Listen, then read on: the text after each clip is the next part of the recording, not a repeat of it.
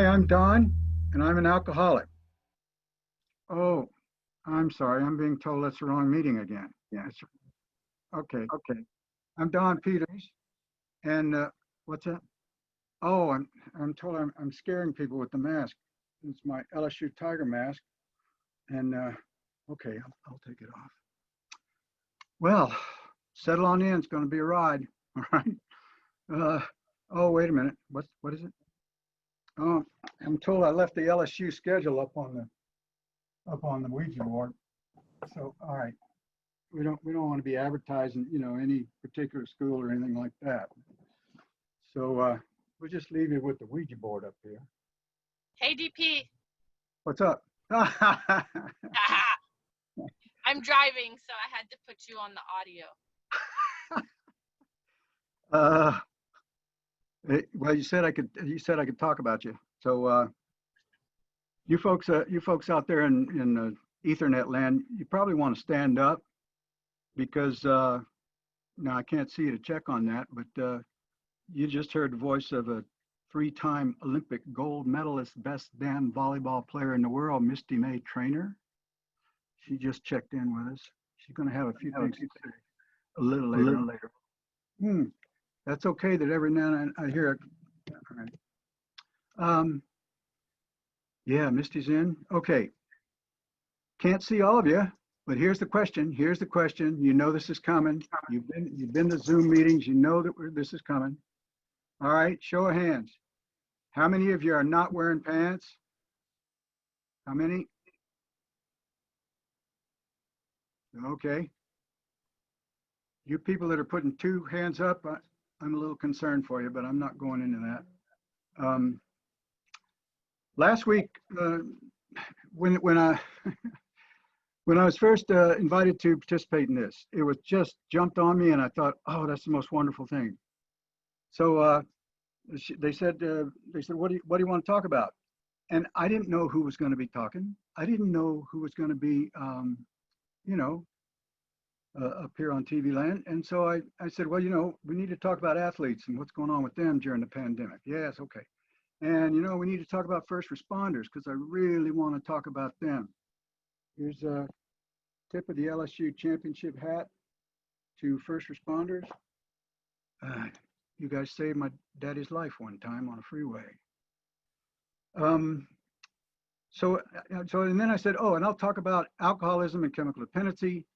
I'm a recovering alcoholic of many, many years recovery, and so I know a bunch about that.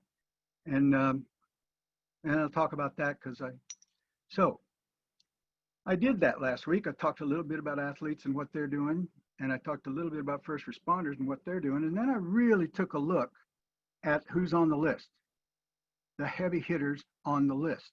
Now, that can intimidate one. It can intimidate one if you allow it to. Actually, then I did the worst thing I could have possibly done. I listened to those guys and women. And the good news is it just took me up over the edge, so you can't intimidate me anymore because listening to those people was just a thrill. So then what am I going to talk about athletes during the pandemic? You got athletes talking about that. Why do I want to talk about first responders during the pandemic? You got first responders who are going to talk about that. Jim Bowman, no less a light than Jim Bowman, gave a referral to me when he was talking, and he said, Don Peters knows about that stuff. So I thought I'd talk more about that. Now, here's our goal. I'm just looking at that there clock over on the floor. We're going to do about half hour of you get to listen to me and ask anything you want to ask. And then I'm going to want to hear you. So, no, it's not true that I get tired of hearing me, but borderline. No, I'm not a borderline. So I'm gonna talk about it a while, and then then I want you to ask the questions. You can ask any question you want to ask. You can ask about my sobriety during the pandemic, because that's really what the assignment was. I started looking at all my notes and I thought, well, wait a minute, I'm not talking enough about the pandemic. Like nobody else is talking much about it, right? So I'm going to talk about what we are doing, what we in alcoholism and chemical dependency recovery are doing during the pandemic in order to either stay clean and sober or get clean and sober. And that last little part's not quite so easily won, as you may wonder. So, boy, wasn't that a heavy hit of list? Now, look at those guys on the list. Molinaro, man. Hey, I got a golfing book. Yo, Nick, there's my golfing book, man. It's got a ball right in the middle of it. Look at that. Oh, Nick taught me and Jamie Harrow how to play golf one weekend. And then Bowman. Whew. Now you see Bowman's picture on the flyer. I don't know if it's a flyer. Well, it flew through the air, so you saw it on the flyer. Wasn't a handout. Nobody handed it to you. Bowman was about 13 when they took that picture, and then we saw him on the tube the other day. He's not looking so good for 26. You know what I'm saying? And man's 26 years old now. Got that gray stuff happening, man. Yeah, like I should go after him for that. And Jesus, Mike Gervais. Gervais. Those of you who didn't get a chance to hear Gervais yesterday, you missed it. But this will be archived. I'm asking you, or as we say in Louisiana, axing you, to go into the archives and get Mike Gervais up there. And an hour later, you'll feel better about you and the whole freaking world. So Gervais and I were together in two different graduate schools. He came to Long Beach State when I was in starting my second master's, which was in kinesiology. Almost forgot that. Sports psychology and exercise psychology. And then Gervais came in, and it was his first master's program, and it was my second. My first one had been in the coursework for counseling and clinical and research and family, all put into one master's of 60-unit masters at Long Beach State. And it was this wonderful program. So Gervais gets there. First of all, I know he's brilliant. Second, I know he's prettier than I am. He was prettier than I was back then. And I'm wondering about smarter. And so I was able to help a little bit because I'd been through, a master's in psychology, and I was able to help somewhat with the APA writing and stuff that he hadn't done a lot of. He came out of Loyola Marymount, brilliant guy. I think he had a surfing scholarship to that. Tough gig, huh? So I'm able to help him a little bit. And this is what I noticed. And he's not on the line yet. He texted me a little while back, DP, I can't get in on the first of it. So I'm going to talk about this real quickly because he gets embarrassed when I say stuff like this. So yeah, he's that real. He gets embarrassed. So I would help Gervais. Look, Mike, you need to do it this way. Come on, you need to do it that way. And to my way of thinking, if I'm helping him out, I'm like pulling him up to where I am, come on up here. I know this stuff. And so come on up with me. And this is what would happen. And I didn't know what was happening until I really, really had to take a look at it. I would say something to Mike that I'm thinking gets him up to me, and I'd turn around and he's up in front of me. And that boy's smart, man. Happened again. Oh, he's up in front of me. And I swear to you, it's still happening. Okay, so you gotta hear Gervais. You gotta hear everybody that you can hear on this panel. They just know what they're talking about. So we talked a little bit last week about what are you supposed to do in a pandemic. And the first thing that came to my mind, and luckily it came to other people's mind as well when I began nosing around trying to find something to say, was recreate the experience. So recreate success. Now that starts to sound a little bit like sports, doesn't it? Okay, we'll get to more of that. Recreate the success. In other words, if you have success, go back and recreate that. There's bumper stickers for that. Don't fix it if it ain't broke, stuff like that. What I know about the pandemic is that overall, the most general impression that the problems in psychological problems or sociological or psychosociological problems come from lack of structure.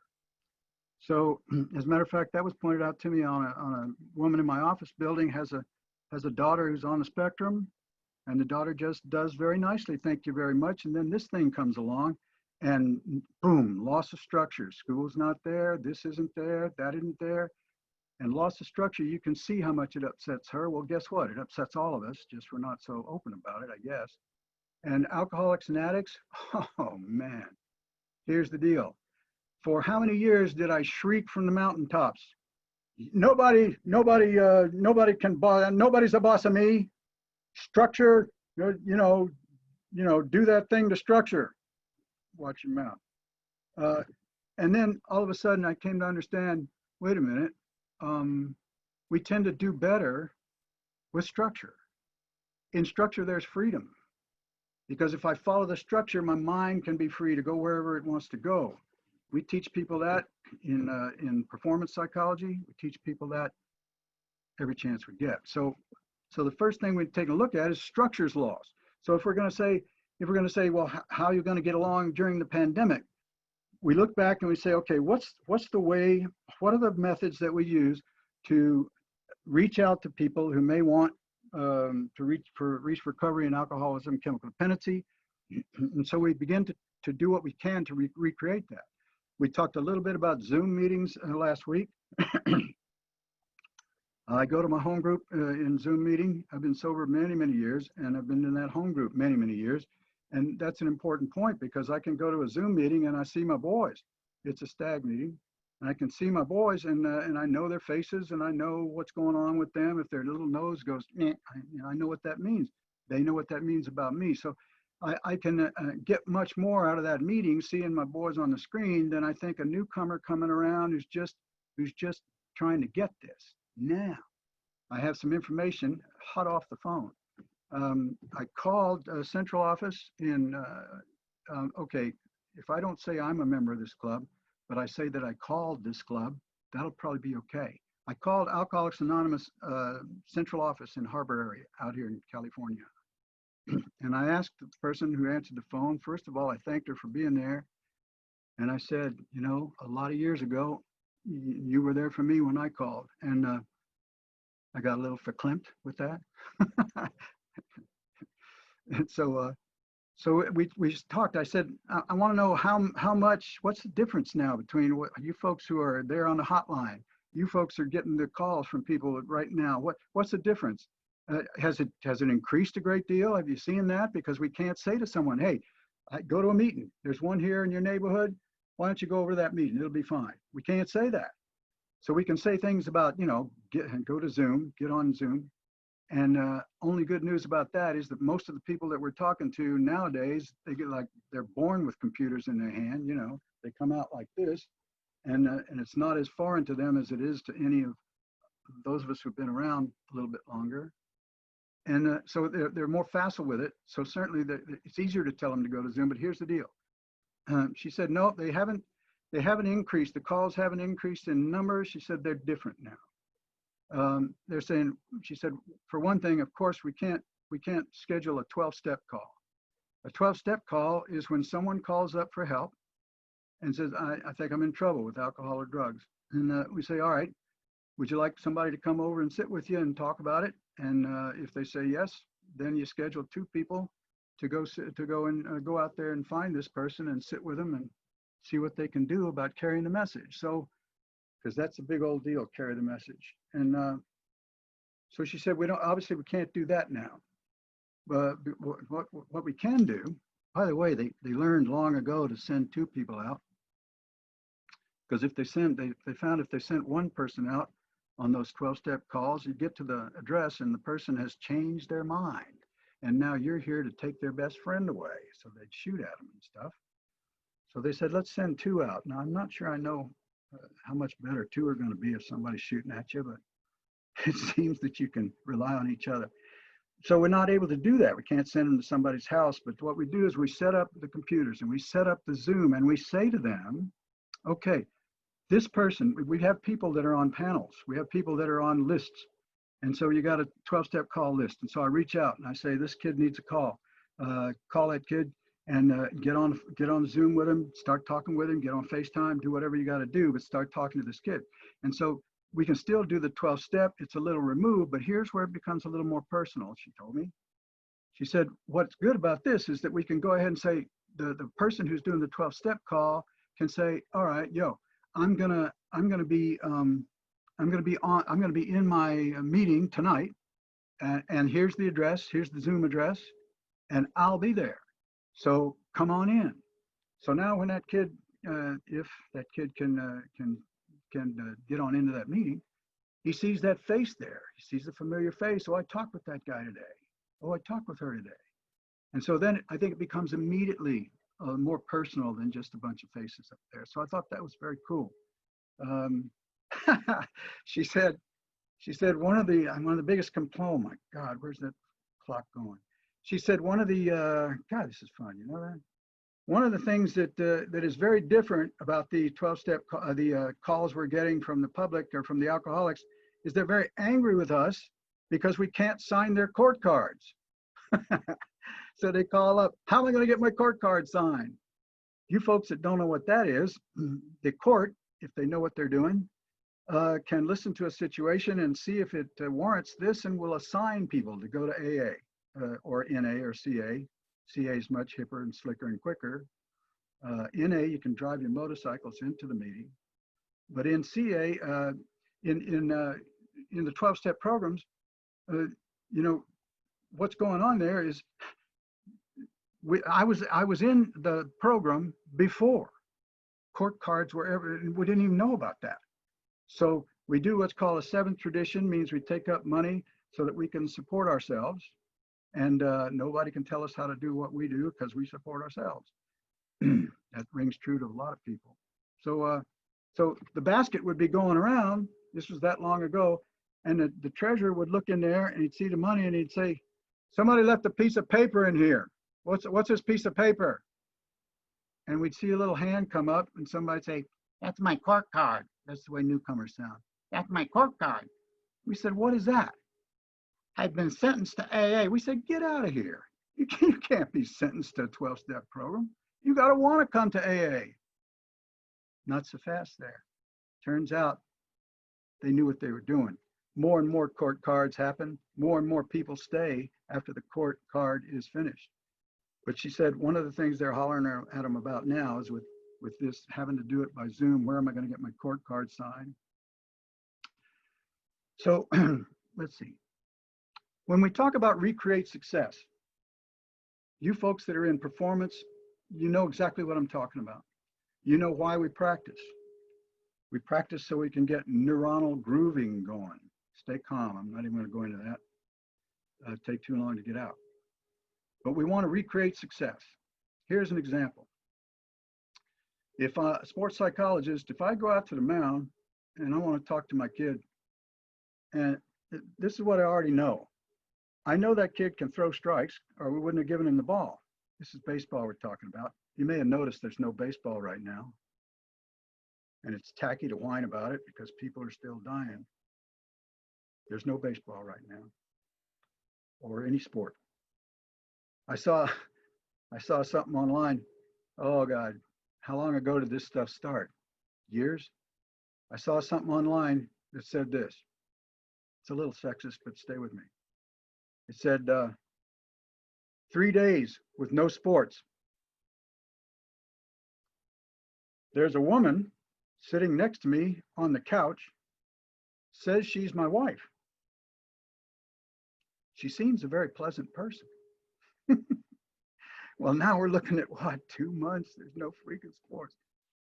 So come with us now back to another year when we had him. I'm out to the mound and I want to talk to this kid. I don't want to talk to him about can he throw strikes or not. If he couldn't throw strikes, he wouldn't be out there. So I say, kid, you can throw strikes, right? Yes, I can. Well, you're not throwing them right now. What's going on? And he starts to tell me what is different about this occasion that would make it more difficult for him to throw strikes. So he says, you know what, DP? Got in a fight with my wife last night. I said, oh, that's tough. Well, you know, you're thinking about it out here, you know, that's probably going to interfere with your performance. He said, I know, man. He said, you know what? When she gets mad like that, her face looks just like the catcher. I don't even want to throw it anywhere near him. See, that's the problem, see? So you tell the catcher to put his mask back on and throw the damn strike, all right? Watch your mouth. So we want to recreate success. In sport, that's what we want to do. in life, that's what we want to do too, by the way. It gets down to performance. How do we perform under pressure? And the way we perform under pressure is through developing, all of you folks know this, we're just telling you stuff you already know. That's how psychologists always get to sound smart. They tell you stuff you already know. Boy, that guy's really smart because he told me stuff that I already knew. We just give you the words for it. Performing under pressure, that's what we're all doing. That's what the freaking world's doing right now. You may have noticed things are a little quiet in our country right now, nothing going on. We're performing under pressure, finally performing. Don't get me started on that. So we're performing under pressure. There's stories about performing under pressure. One that I enjoy a great deal is called the Tug McGraw spinning ball of ice theory. Now, you may not be familiar with that. The Tug McGraw spinning ball of ice theory. Many years ago, Tug McGraw was a baseball player. We don't have that now. And he is a relief pitcher. And he's one of the very few, one of the first to be actually a relief pitcher. That was his craft. And so you may also know that he was the father of Tim McGraw, the country music star. And I'm thoroughly aware that these two are, many of you have no idea who either one of them were and probably may not care. You probably care more about the sports guy, Tug McGraw. McGraw was known to be a very thoughtful baseball player, which sort of was oxymoron at that point. Oh yeah, oxymoron alert. You know, a thinking baseball player, and he would speak his mind, and people didn't do that. So they said, Tug, tell us about what happens when you get, you know, when it really gets tight in the game. How do you get yourself to perform? And he said, well, you know, when they bring me in the game, he said, I'm a relief pitcher. Yeah, I'm a relief pitcher. And when I come into the game, things aren't going well. So they give me the ball, and I stand out there on the mound, and I'm looking in at Reggie Jackson. Reggie Jackson was a fearsome hitter. For the New York Yankees, he would hit the ball long and far. Some of his home runs are still rolling, I'm given to understand. Reggie Jackson was a fearsome guy. Tug McGraw looks in there and he sees Reggie Jackson. So he says to himself, he was a very thoughtful man. He said, you know what? As long as I don't throw this ball, everything's fine. You know, we're all right. Everything's good. That's staying in the moment, right? If I don't throw the ball, but he said, you know, they don't pay me to not throw the ball. So I need to throw the ball. So this is what I think to myself. Now, this is where Tug McGraw was. He said, in a certain finite number of years, our Earth, our sun, which is actually a star, our sun will burn out. It's a finite number of years. They don't know quite how many, but that's what suns do. They burn out. And he said, when that happens, he said, our Earth will then become this spinning ball of ice through space. And no one's going to give a damn what Reggie Jackson does with this ball after I throw it. And then he throws the ball. Now, that's a very cool way of getting to do your job. How do you handle pressure? You tell yourself whatever you got to tell yourself to stay in the moment. If he stayed in the outcome, I'm going to throw this ball and he's going to hit it, he doesn't get to throw the ball. So just throw the ball. How does this have something to do with alcoholism and addiction?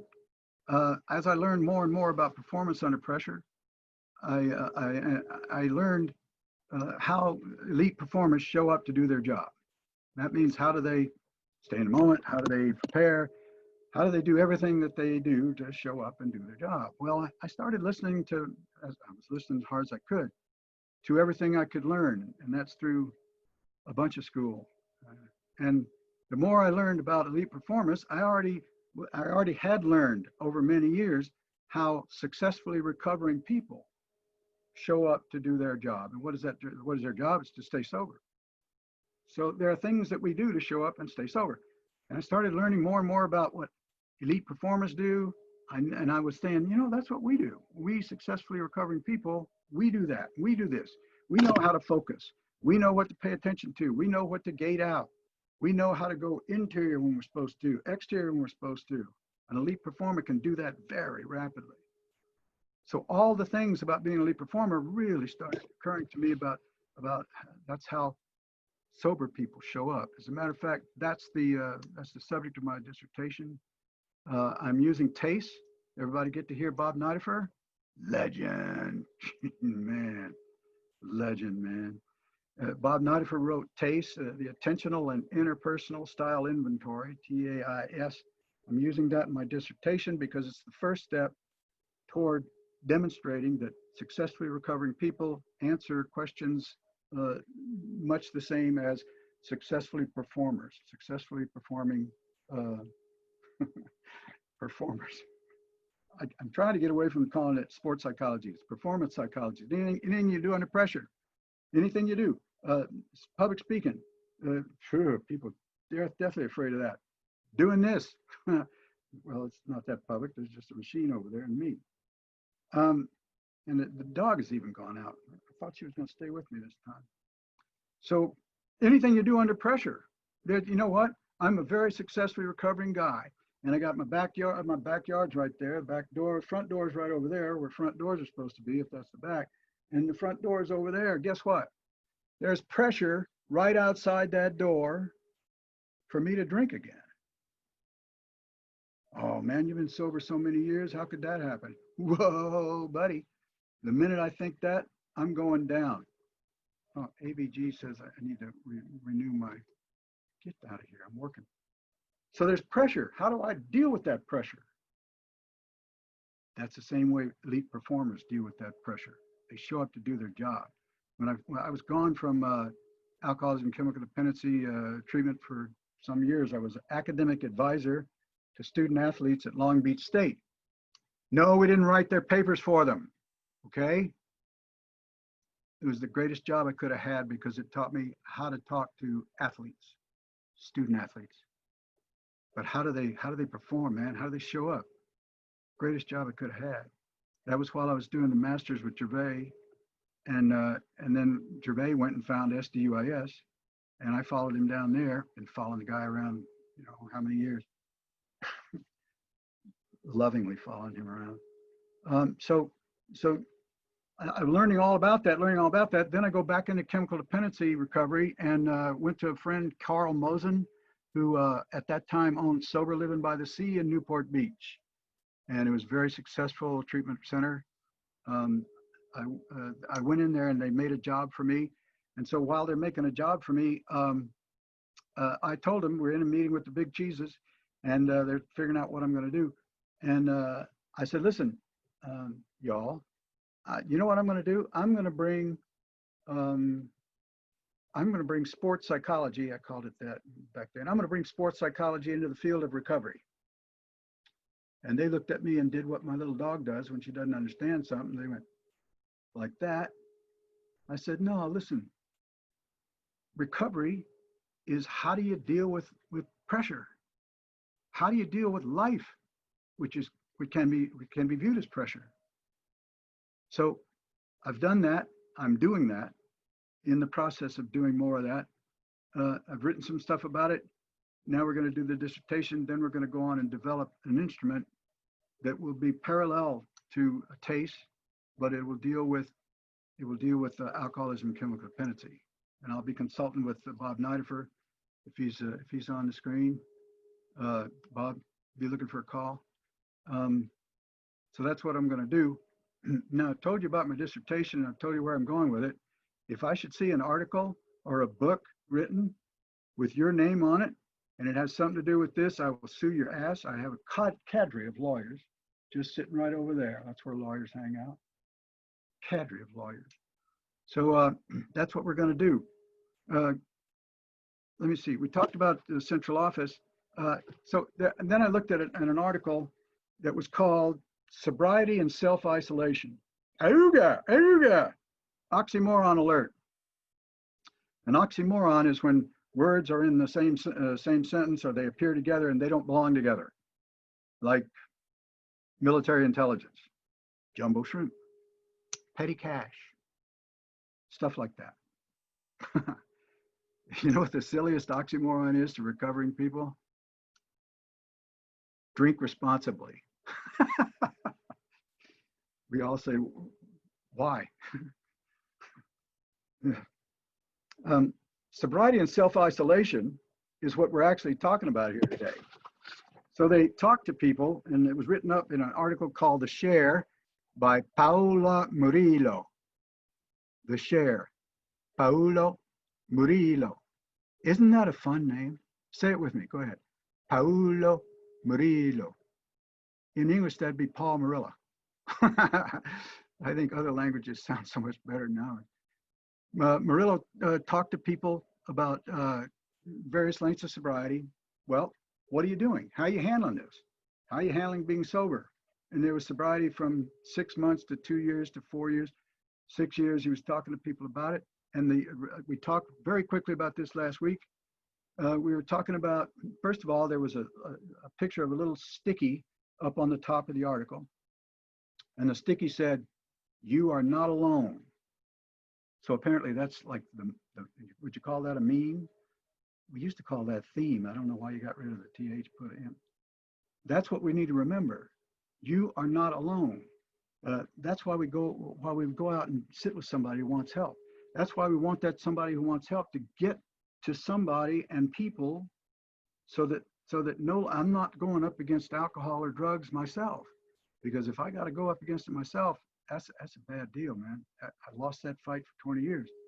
So now nothing can beat all of us. You know, the power of what we got going on right now. How many? Oh Lord, 58 of you in there. 58 of us trying to make ourselves better right this minute. How much power is in that? Bam. I love to tap into that stuff. So the name of it was You Are Not Alone. And the overriding message is reach out. You got to reach out. That's how I'm staying sober. You got to reach out. Those of you who are familiar with 12-step work, you'll know that that's the overriding principle. I need to give it away in order to keep it. Yes, I know that sounds oxymoronic. I'm not going to do that Ooga thing again. But it's reach out. Well, how can you reach out? Well, we already told you. It's going to be establishing a relationship with somebody. And that somebody has to be reflected. If it's electronically, fine. If you can figure out how to do this, you figure out how to be in a safe place, you can figure out how to get together. Not too much of that going on just yet, but it's about to happen, I think. I think it's a little too quick. Don't get me started on that. So you would reach out and be of service. Now, the first two guys that started the club, AA, I'm not saying I'm a member of that, but I'm a member of a 12-step organization that has the first letter of the alphabet listed twice. We're not supposed to disclose that we're a member of a particular 12-step organization. And the reason for that is not because we're afraid that you would know.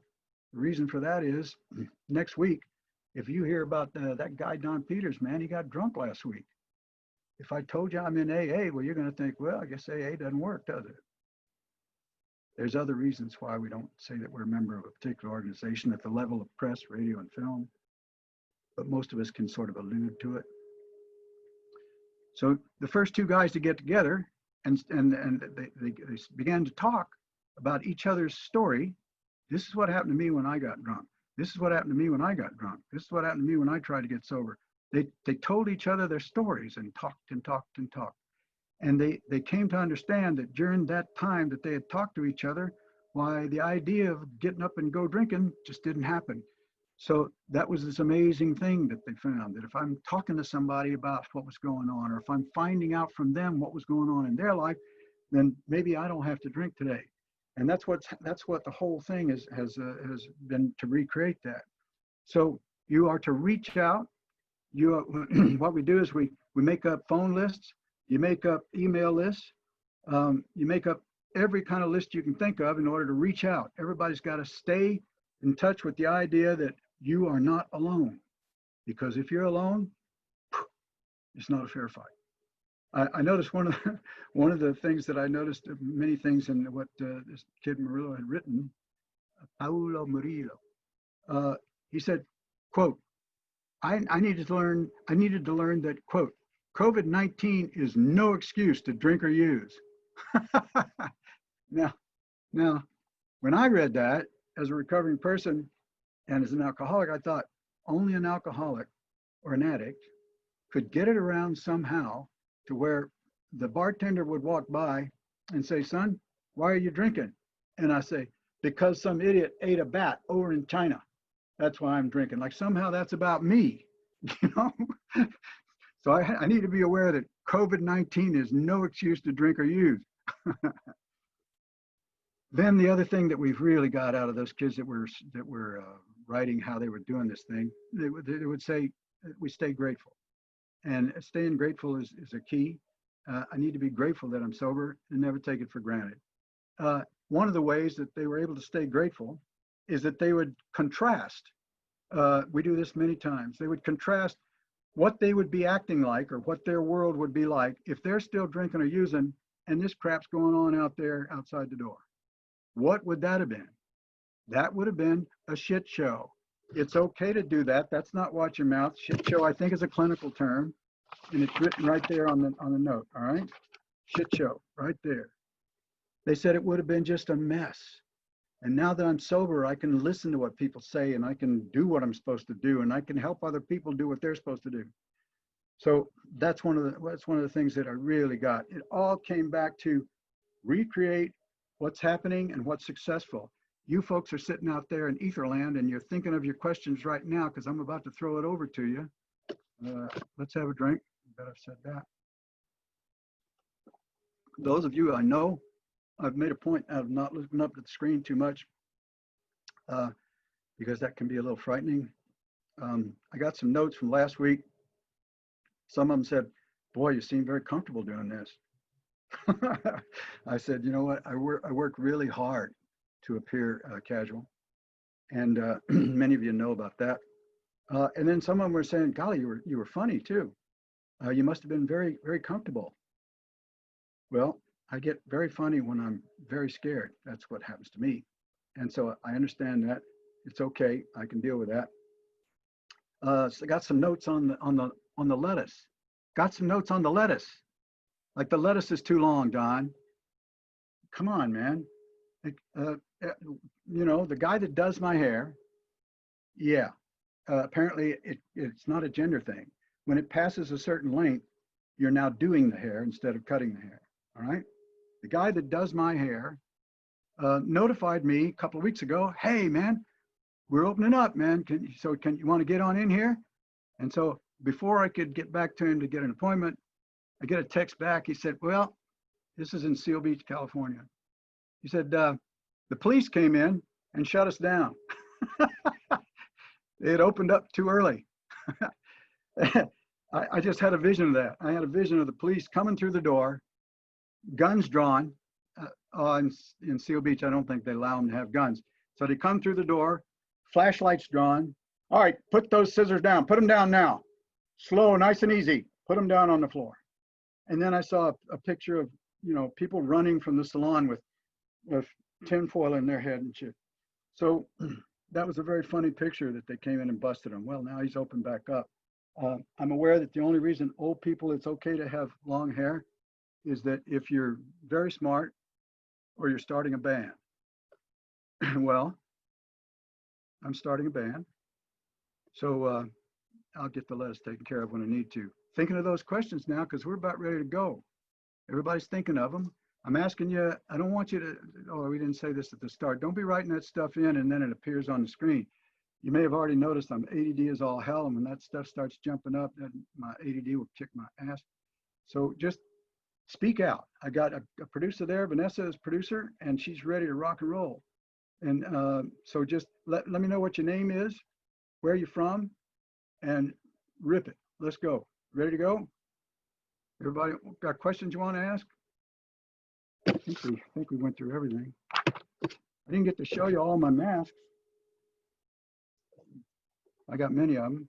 Here's a sad one. This is sad. You see that mask right there? Look at that. That's sad. It's been so long since we've had baseball that you get a mask with Dodgers on it, you got to put baseball on it. People have forgotten what the hell it is. All right. Who's got a question?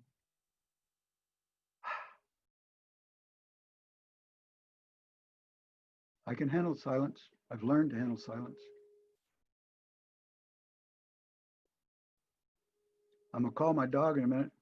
Abby. Yo, Abby. She's busy. Her name is Abby W. I don't want to break her anonymity. All right, it's Abby Waggy Tail, all right? I think I lose a little street cred when I tell people that. Who's got a question? Hi, my name is Marina. I would like to ask you about advice for people who near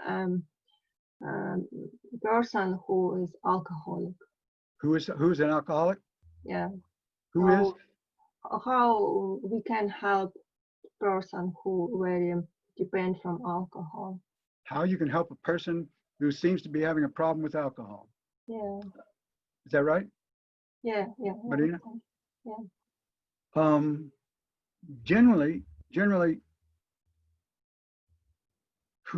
18 answers to that. The best one is that an alcoholic or an addict, we are forced to get sober. We don't choose to get sober. People use that phrase, they say, oh, I chose to get sober. No, you didn't. If we still had a choice, we'd still be trying it. So we are forced to get sober. We who are sober a long time, we understand that. So we are forced to get sober by certain things that are going on in our lives. The alcoholic or addict, at some point, every person around that alcoholic or addict has to say some version of the following. I love you and your behavior is unacceptable. I love you and your behavior is unacceptable. And then you start to talk about the behavior that's unacceptable, because the alcoholic or addict has a denial system that is very powerful, and it doesn't allow them to see things as you are seeing them. Well, you're just telling them about it. It's not going to be enough. So you can point to their behavior and say, I seem to notice you cry a lot. I seem to notice you stay in your room a lot. I seem to notice you don't have a life a lot. So it has to stay away from a critical place.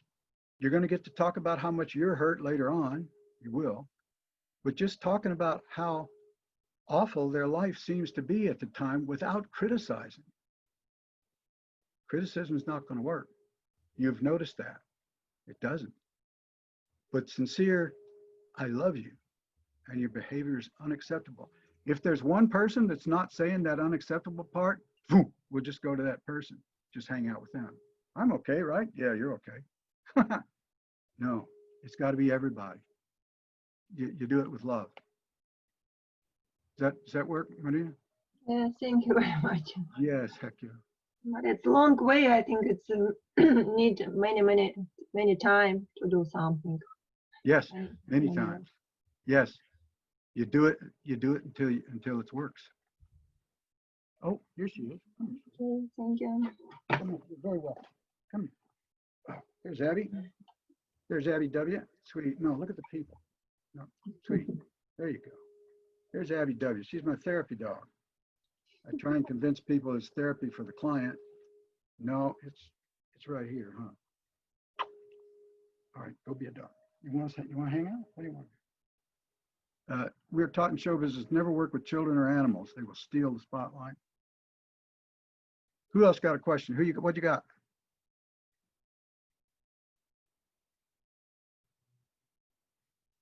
Misty, are you someplace where I can talk to you? She was in the car.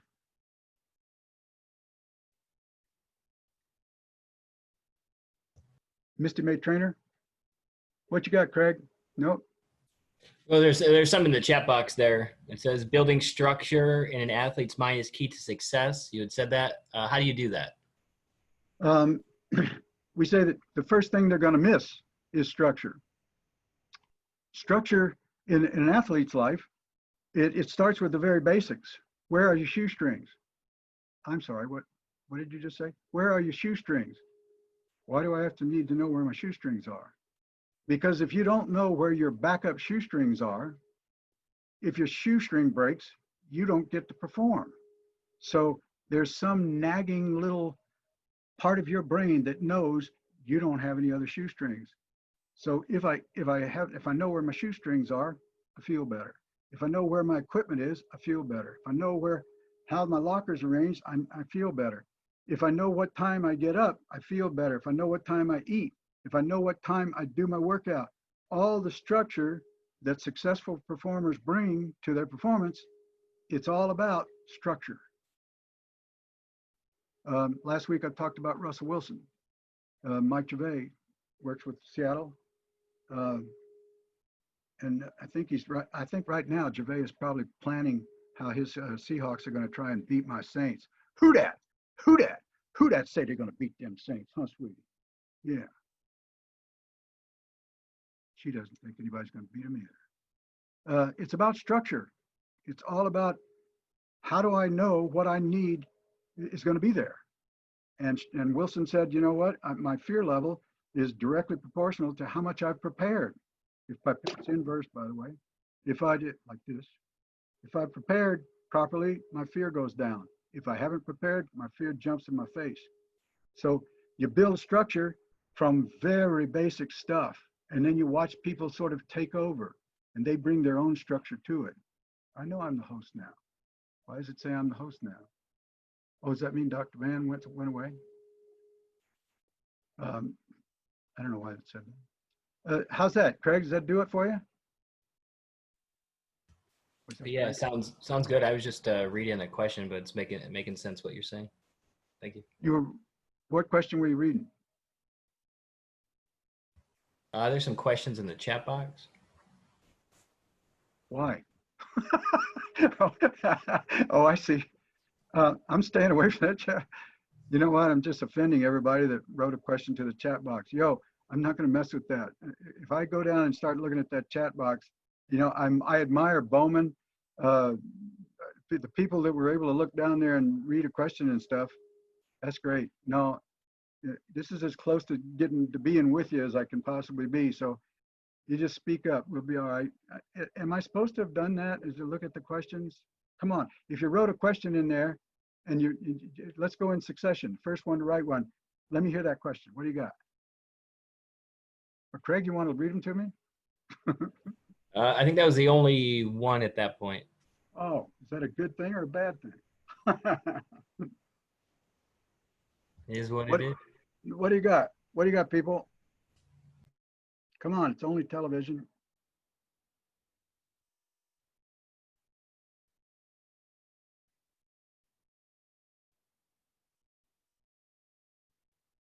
Is this everyone trying to figure out the how to do this? You people all know how to do this.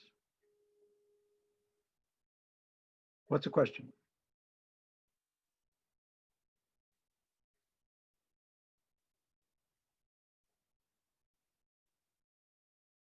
Anyone?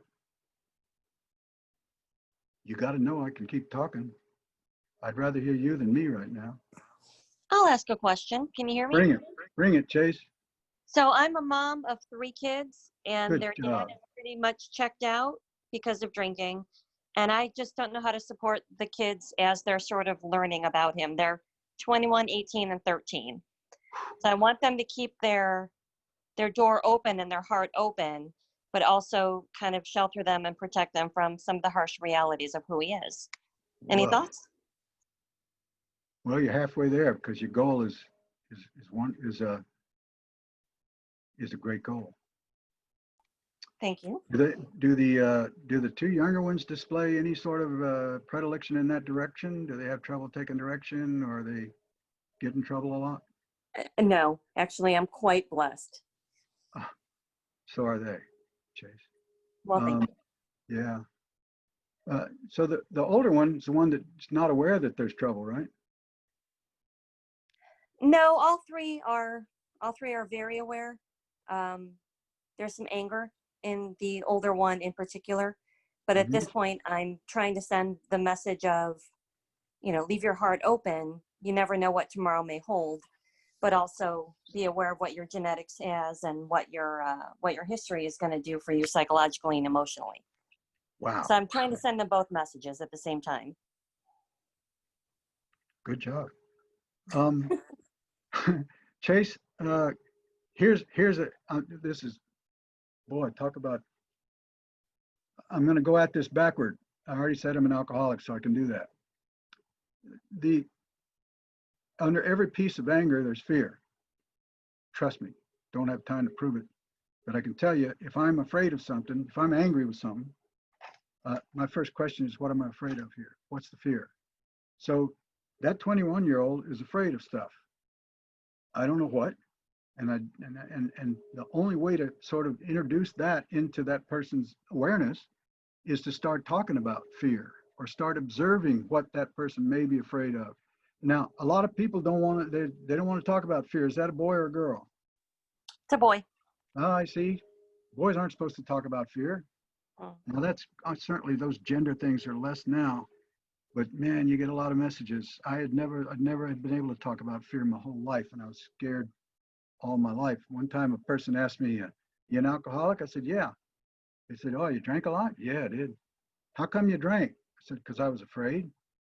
And the person said, what were you afraid of? I said, yes. That's what I came to know. So that there's fear going on, Chase, in that kid. Now, look here. Once I can, if anger's bouncing around the room, I start to defend. I start to do all kinds of things in response to that. If I can understand that the person is fearful, they're afraid, my response starts to be very different. Much more caring, much less defensive, much more can I help. So try and figure out what that person's afraid of. And it can be things that you could never imagine. It could be a kid who's brilliant. He's afraid because he's not perfect. It could be a kid, there's all kinds of fear the kid's got. If you can start talking about that, that'll probably be a better thing to approach. Mm-hmm. Super. Thank you. Oh, good job, Chase. Thank you. Thank you. Uh-huh. Who else? What you got? Vanessa, I told you I was going to get more questions in this, but I just rattled on, man. What else you got? Another one in the chat box, Don. Oh, bring it, Craig. What does it say? My question, how do you best approach someone you suspect is an alcoholic, even when they're very combative? You mean especially when they're very combative? Yeah, well, it says if they are very combative. So how do you approach them if you think they're an alcoholic, but they're very combative? Well, because the question's being asked, the person who's asking it already knows that being combative back's not going to work, okay? Now, we talked to Chase about what's the fear? Where's the fear? The combative stance is because if you're trying to talk to that person about not drinking, you're trying to reach out and take their best friend away from them. Take their defense away from them. We learned in Psych 101, you don't take somebody's defense away until you're ready to give them something in return. So if you can somehow figure out how to respect what that person is doing in response to their fear and how much they may need that, then you start to go at it a different kind of way, because a lot of times people want to go at us with the idea that, hey, Don, man, you don't need to be doing that stuff. Are you kidding me? What do you mean I don't need to be doing that stuff? Of course I need to be doing that stuff. What's the matter with you? So rather than you don't need to be doing it, tell me about it. Tell me what happens for you then. Tell me about what happens when you seem to need to do that, because you know what? It doesn't seem to work for you. Check this out.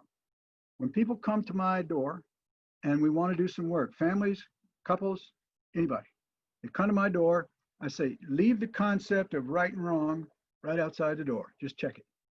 In here, we're not going to talk about who's right and who's wrong. Who's going to know that? Come on. We're going to talk about what works and what doesn't work. You tell an alcoholic or addict their behavior is wrong, watch your mouth, right? But if you tell them, can you notice that your life's not working real well? I mean, can you see that?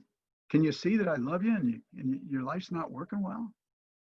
So first of all, do no harm, which is Hippocrates, I know. You can't go at an you got some judo people out there. You got to have some judo. So you don't go at a judo person.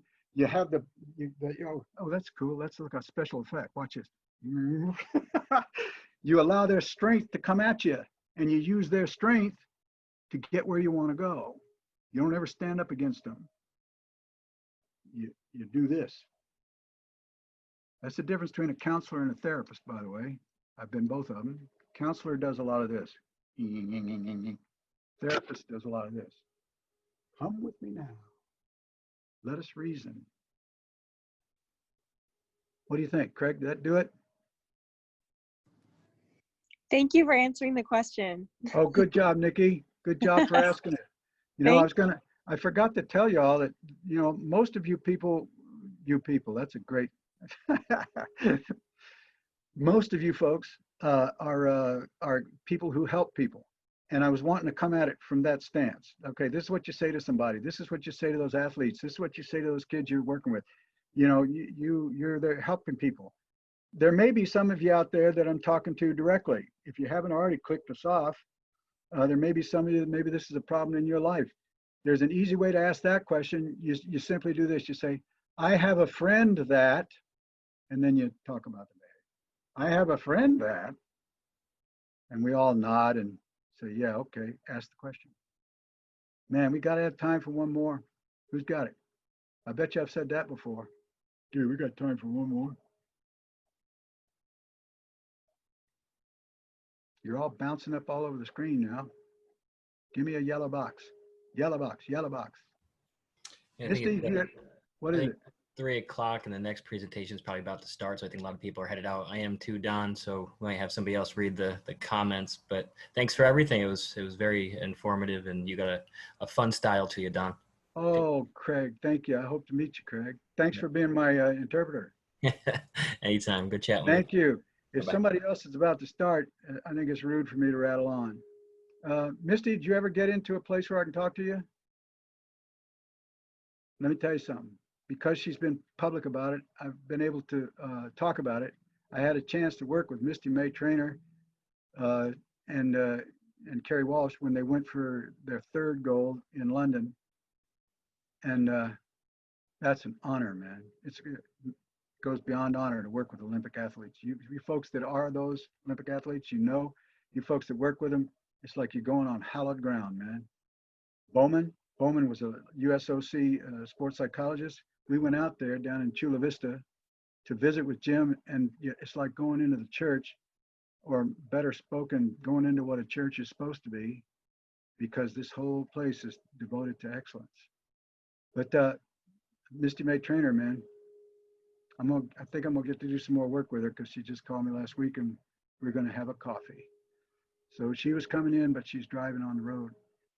That's about all the time we got, man. Listen, you can get in touch with me. You can get in touch with me a couple of different ways. I'm associated with Renaissance Recovery in Fountain Valley, California. I'm also associated with Sandy's Place in Newport Beach, California. God, last week I had a business card to hold up. You know what? SDUIS always knows how to get a hold of me because they got a hold of me to do this. And I just thank them so much for it. I appreciate your time and your kind attention, folks. Let's go be great. Greatness awaits. Amazing awaits. I'm out. Bam.